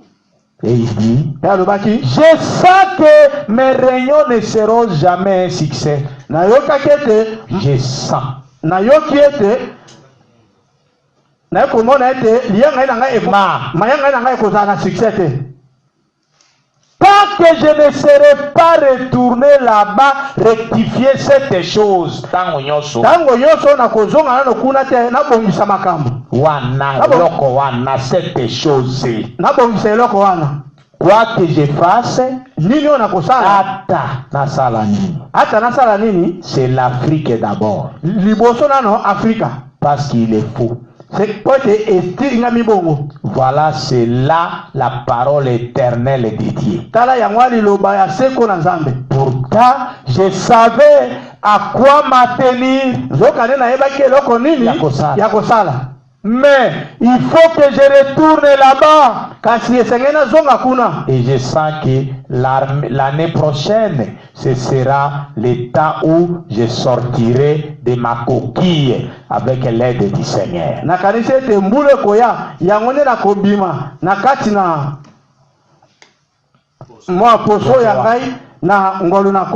Que Dieu vous bénisse. Vous voyez ça? Le frère Branham nous dit son expérience en rapport avec Abraham. Aussi longtemps qu'Abraham ne s'était pas séparé d'avec l'autre, Dieu ne l'avait pas béni. Il faut que chacun de nous, quand il va écouter cette parole, puisse se poser la question: qu'est-ce que Dieu veut que je fasse dans ma vie pour lui?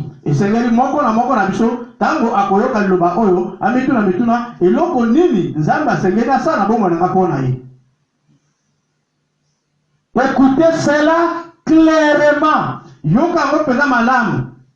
La chose que Dieu veut que vous fassiez pour lui. Il faut écouter ça clairement.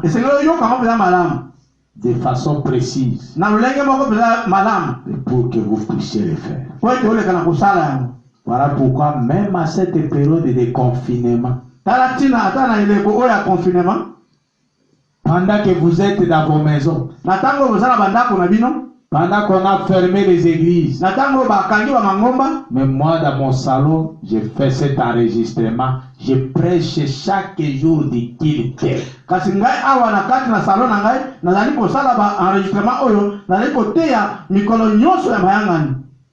Pour honorer ce que Dieu m'avait dit de faire. Mais vous, à cause du confinement, vous avez d'abord pris un congé à la vie chrétienne. Même venir prendre les prédications, vous avez failli. Vous ne venez plus prendre. Pour le confinement, vous avez congé, vous avez mon Christ.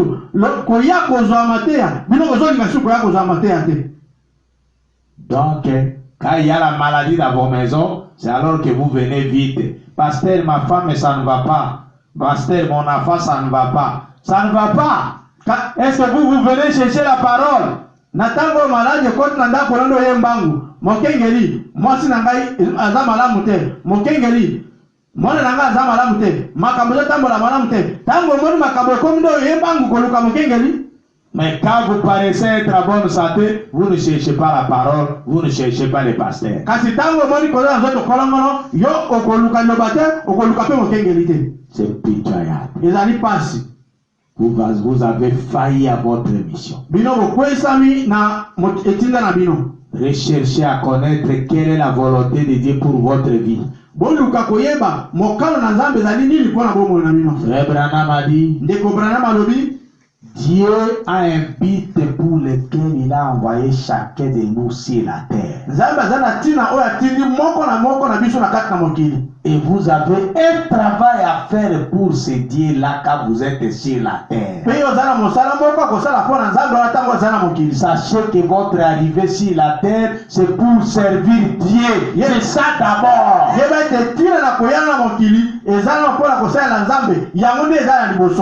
Mais vous oubliez que vous devez servir Dieu, vous êtes dans les divers. Et si le confinement continue jusqu'au mois d'août, donc jusqu'au mois d'août, vous n'écouterez pas la parole. Vous êtes en train d'être troublé dans les Bissemamokiri comme la femme de l'autre à Sodome. Bongo soki confinement eketi na sanza mwambe yoko ya koluka eloba yokate yoko banaka kosa bisengo lokola mwasi na lota kuna na Sodome. C'est pitoyable. Que Dieu ait pitié de vous. Prions Dieu. Seigneur Jésus, merci parce que tu nous as parlé ce soir. Tu nous as montré ta parole. Et nous sommes bénis. Nous te disons grand merci pour nous avoir enseigné que aussi longtemps que nous ne sommes pas séparés des choses du monde, Et aussi longtemps que nous n'avons pas fait ce que toi tu veux que nous fassions pour toi, tu ne nous béniras jamais. Seigneur, que cela puisse être une leçon profonde dans les cœurs de chacun de tes enfants qui va écouter cette parole.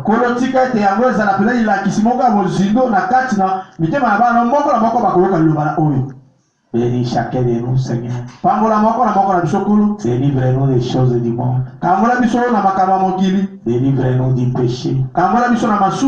Délivre-nous de toute incrédulité. Que nous puissions te donner tous nos cœurs et nos vies. Bénis-nous, Seigneur. Enlève toute maladie du milieu de nous. Nous te le demandons pour ta gloire. Au nom du Seigneur Jésus-Christ, notre Dieu bien-aimé. Amen. Amen.